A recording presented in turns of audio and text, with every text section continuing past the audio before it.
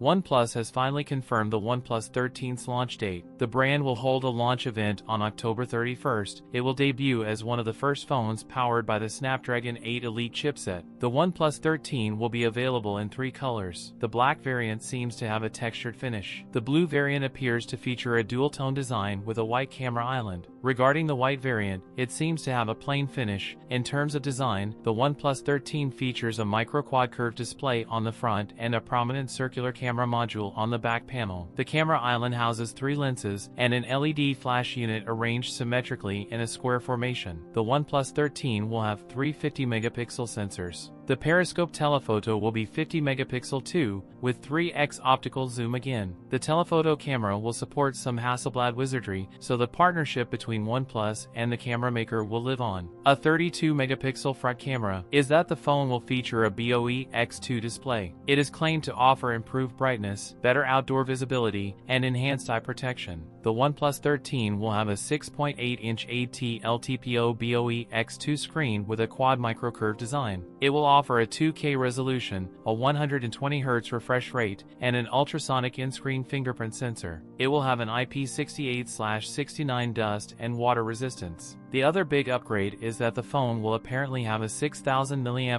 battery and pairs it with 100W wired charging. OnePlus announced a magnetic small turbine in China, 50W magnetic wireless charging device. The OnePlus 13 will have support for this. We can expect to see the OnePlus 13 release to the global stage in January 2025. That's it for today's video. If you enjoyed it, don't forget to like, comment, and subscribe for more content. Thanks for watching, and I'll see you in the next one.